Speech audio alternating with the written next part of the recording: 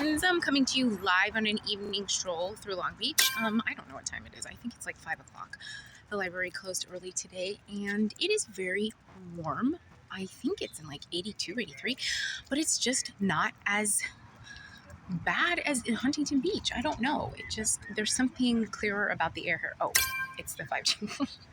I literally was not even trying to do that. I'm telling you that we're not going to do this again. I'm not going to keep talking about it every single day. Anyway, we had a good day at the library. I went to the library where there's always mishaps, and there were no mishaps. Except for, I'm telling you, it could be placebo or it could be like me just being dramatic, but it smells like poo in there. I feel like any desk that guy sits at, it just has that permanent poop smell. And I'm one of these like super smellers. If something like the first time Clementine peed in the house on the carpet, I smelled that pee for the rest of the time we lived in the house. Like I cleaned and cleaned and cleaned. We even had a professional come and clean it, and I could still smell it. One little interesting bit of trivia is that it is nearly impossible for me to metabolize marijuana in the heat. So every year around, especially in this area where it gets hot in September and August and September, every year around that time. But even when I was at my house, it's like July, August, I cannot even smoke anything because it doesn't even work. And I find myself not even trying at all because I don't feel it. The heat just is too much for my system, and the weed does absolutely nothing, which is really interesting. And that's been ever since I started smoking, which has been like 10 years now, which is crazy.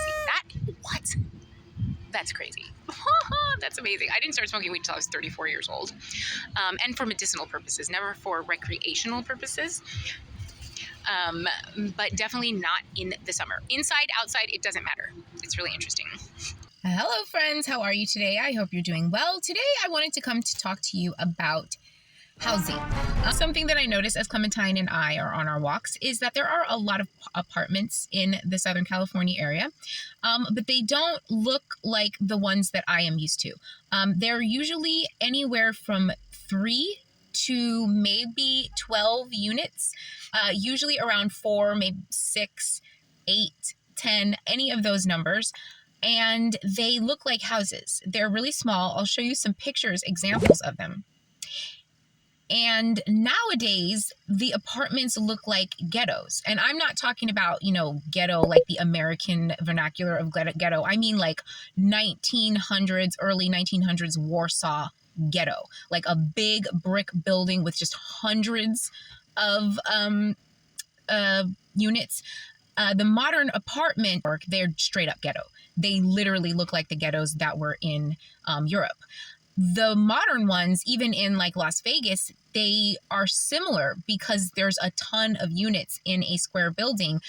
They're just not as big and metal and industrial as the ones that you'll see on the East Coast.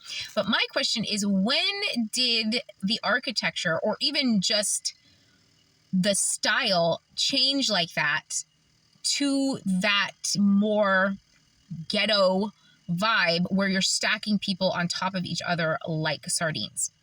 Because I really like the idea of the apartments here in Southern California where there's not that many people in the unit and it still looks like a house and it still fits into the space. The footprint is really small.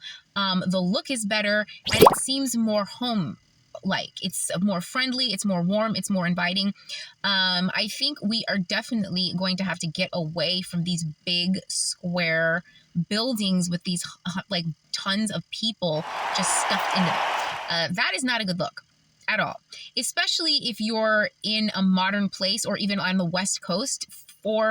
I know the buildings are older on the East Coast. They're building new buildings that look like that. Most apartments look like that now, where there's just a ton of units. And it really shouldn't be more than, I saw 12 was the one that I saw the most. And I still don't know how 12 fit in there.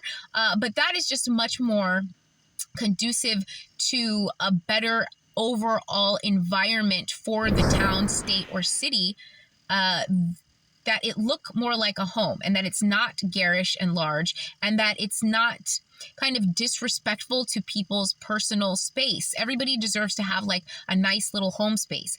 And people do that. They can make one in the little apartments that are stuffed into a box, but it's like a mausoleum. And the world needs more life. and we have to do that. Okay, let's go.